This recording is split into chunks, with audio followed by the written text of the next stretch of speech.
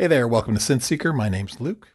It is January 15th, the 15th day of Jamuary. We are on the cusp of being halfway through the month, and it's going faster than I expected. Time flies as you get older, apparently. What we're doing today is we're going back in time. We're going to do Berlin School, like what I consider to be classic Berlin School. Now, it's completely arguable. Berlin School is a style. I wouldn't even call it a genre. It's music in the style of lots of artists out there. I'm not even going to get into that debate. It's a fun debate, but it's a fun discussion, right? There's no need to argue over it. But I'm going back to, or rather, you will hear the Berlin School that I thought and was introduced to when I was younger and was like, oh, this is Berlin School? And they were like, yeah, Tad, what do you think of this, right? And to that end, I'm going to do a Berlin School jam, okay? And we're going to use like a whole bunch of synths today. We're going to use the third wave. We're going to use the Iridium, the Micro Freak, the Nord A1, the Blofeld, the Model D, the Summit, and the Matriarch. And I'm going to show you how I jam using those 8 instruments. And some of them I'm barely, just, they'll play like one note. But I'm going to show you how I jam as far as that's concerned. I use Ableton Live generally. And I use a push or a grid of some kind, but I like Ableton with the push. They work well together. And what I'm going to do is I'm going to do a little jam. And at the end of the jam, I will break it down. So if you're just here for January to hear the jam, that's going to start in a moment. And if you want to know how I set up my rig to do this jam, I'm going to explain that when it's all over. And there's timestamps in the description. You can use those. All right. So to that end, let's make a little noise.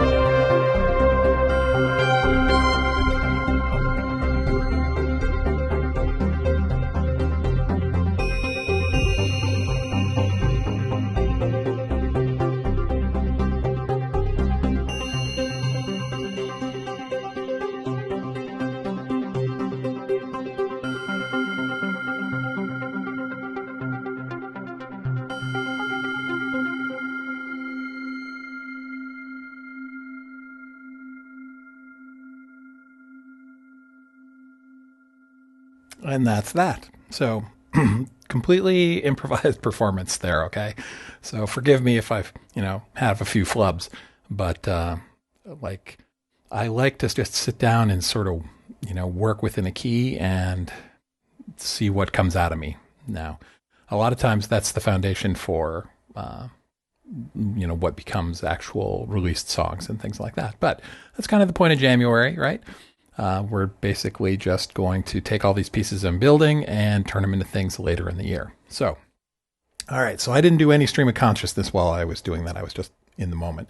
At this point, if you're just came for the jam, go switch to another video. Totally fine.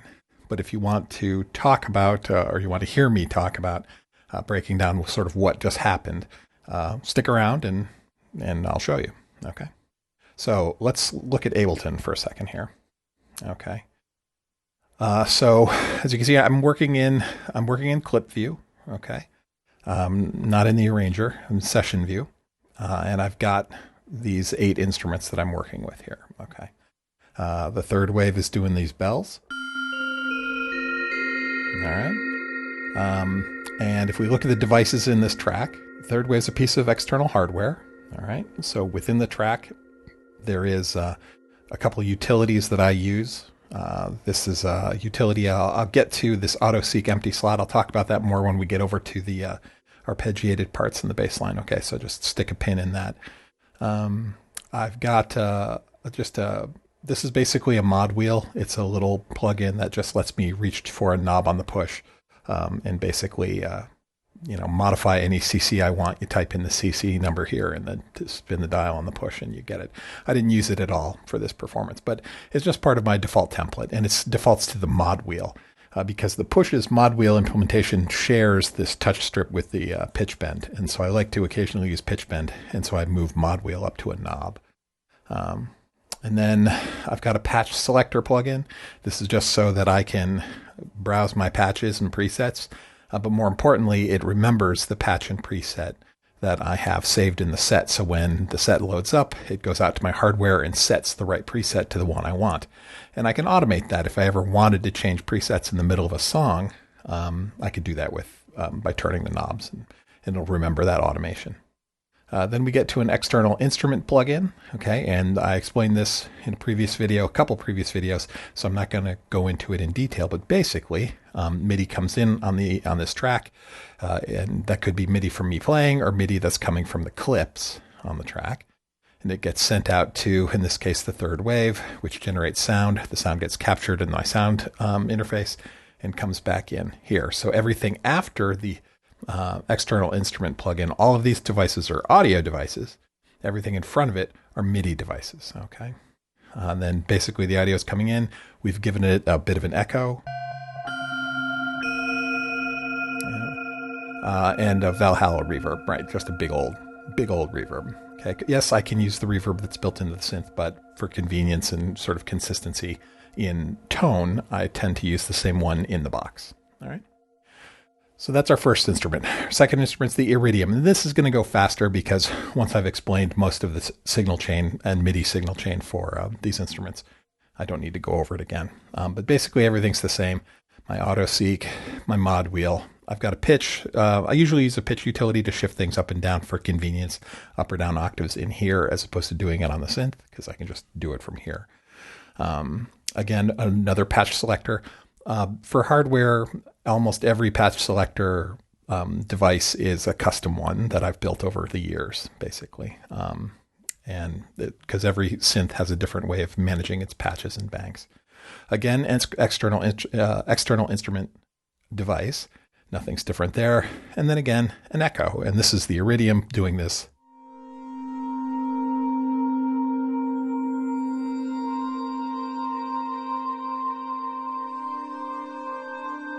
That sort of high pad. Okay. All right. Third up was the Microfreak. Microfreak is also doing a pad.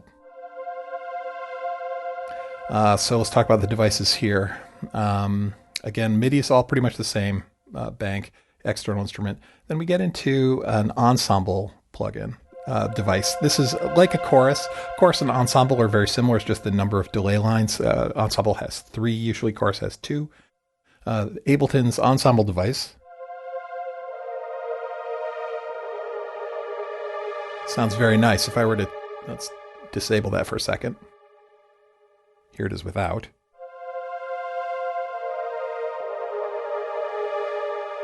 Let's turn off the echo and the reverb as well, so we'll make it more obvious. So here we go. That's what's coming in from the Microfreak, and then the ensemble just spreads it out. I get a little stereo separation. Okay. And then I'm also applying, again, everything here is like a wash. All right, ping pong delay, sort of pushing it back and forth, and then a big reverb.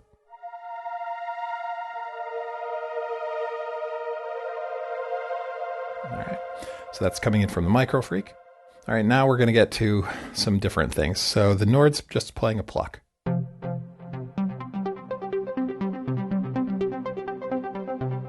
All right, it's if you play eighth notes, it's got a dotted eighth delay on it. let's go backwards. We've got a big reverb. We've got a dotted eighth delay. For the ducka-duckas that are getting to be cliched, but at least on this channel, all the ducks, people are like, why do you keep talking about ducks? Well, that's what that sound is, ducka, ducka, ducka, ducka, ducka. Now, one thing that happened in this sort of performance is I recorded multiple clips for this, right? So I've got, this was the first pattern. This was the second pattern, right? And I have a convenience tool. That's what this AutoSeek empty slot is. This is just a tool that I've had for years.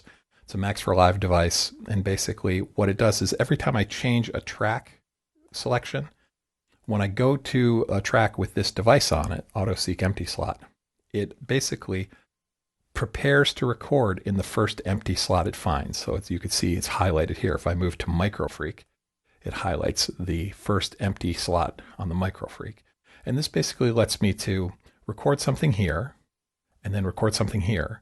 And then when I go back, there will be a recording here. So the next slot will be open, will be ready for recording. It's just a little tool for facilitating just doing a jam, basically, moving things back and forth. And that's what this plugin does, basically, this device. You can turn it off so you won't get that behavior. But we're using it here. So that's what AutoSeek is for. So the Nord is doing one set of arpeggiated sort of duckas, right? And I played those by hand. There is an arpeggiator in here, but honestly, sometimes it's more fun to do them by hand. Because you could put in, right, if you're going...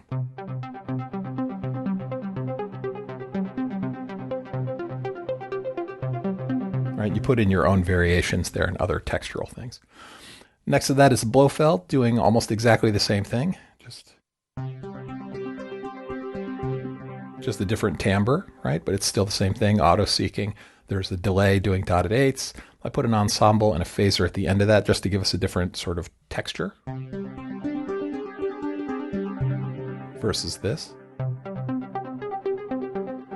So when you have two different parts laid against each other, it sounds different, right?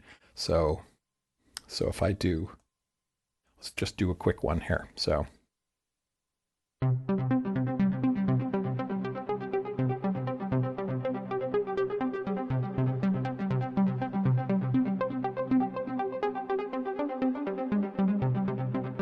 right, so we've recorded that pattern. Then we go to the Blofeld and we record another one, but the texture is different. So we can have something that's similar, not exactly the same, and it's contrasting.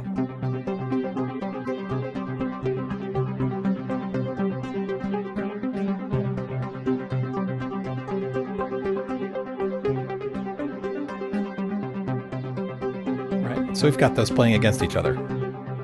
Right, and you can just build up whatever you want. And you can literally go back and forth between these, adding up track after track after track. And I've got it set just because it's an 8-bar thing. You could do single bar patterns, right? And we can just go, let's see. Let's see if I'm going to stop that one and stop that one. And we go here. We'll just do a quick single bar.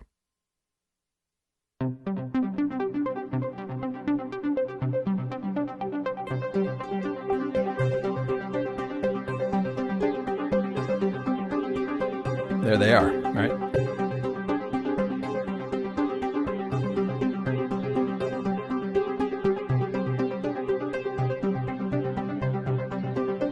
Anyway, so we can go on forever about the different ways you can do sort of ducka variations, but that's what the Nord and the Blofeld are basically doing for this jam. They're doing the sort of ducka bed. And then behind that was the Model D doing bass parts. And it's actually doing eighth note delays.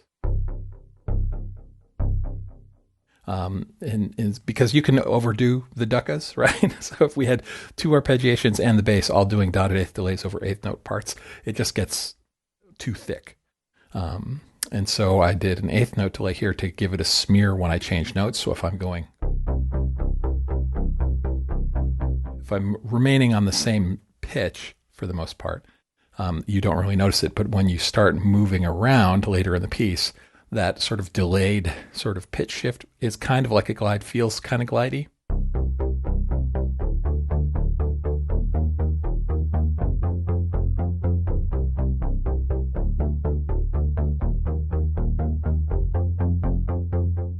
that echo transition I find pleasing. So that's what's going on with our bass here. So what is this? Lead, this is Minimoog Model D, right? And the chain is basically the same. I've got a velocity plugin in here, but I'm not using it for anything. I should just hide that. But we've got some chorus and delay on it, no reverb.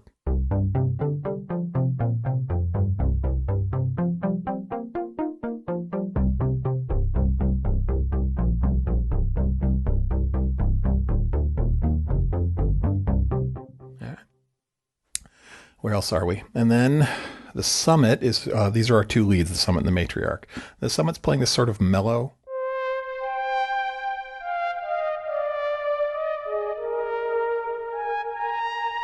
right? Trying to be a bit of a voice.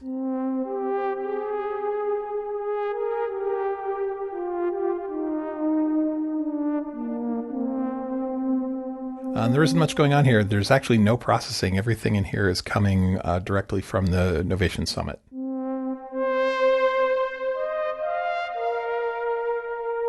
And I'm just literally using it as a voice. This also has the auto-seek stuff because over time, over the course of the piece, I put in different melodies for it. None of them very good, but, hey, gets the job done. And then lastly, the Matriarch is also doing another melody lead.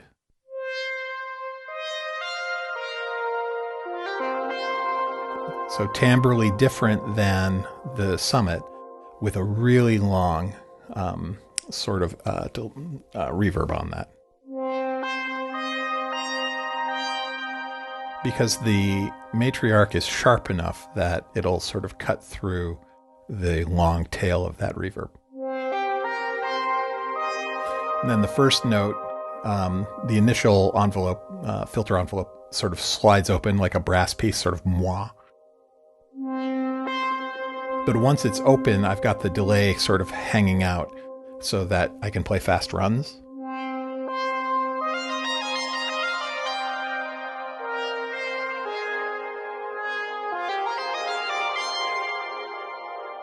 All right. And that's it. So putting all these pieces together, we started with the third wave, right? And then we started putting in some chords.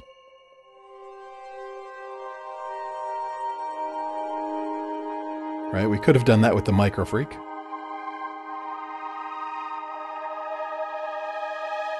And we started laying down a Nord pattern.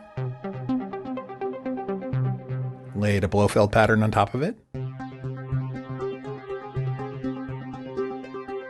Right, put the bass in.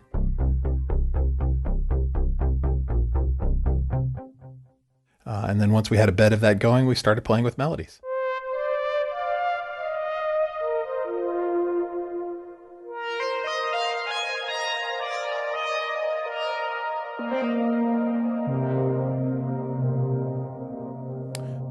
And that's it. So, and you can see once we're done, we've actually got a recording of the clips of all of the things we've played, right? So we can go back and remix this, or we can take these pieces and turn them into something. I'm going to save this set. Actually, I'm going to save this as January 15th. 15. All right. And I'll have that for reference for later. So that's how we built the Jam, basically using session mode in Ableton Live, a few convenient tools, some delay, and a few synths. That's how it works. If you have any questions, let me know. If you do it a different way, if you see me doing something that's inefficient, or you're wondering why does he do it that way, it's so much easier to do it this other way that I don't know about or haven't run into. Share it. Let me know. Okay. As always, I really appreciate you. If you've gotten this far in the video, especially, thank you for hanging out. I hope this was useful for you. And as always, you have been watching Synth Seeker. Have a good day.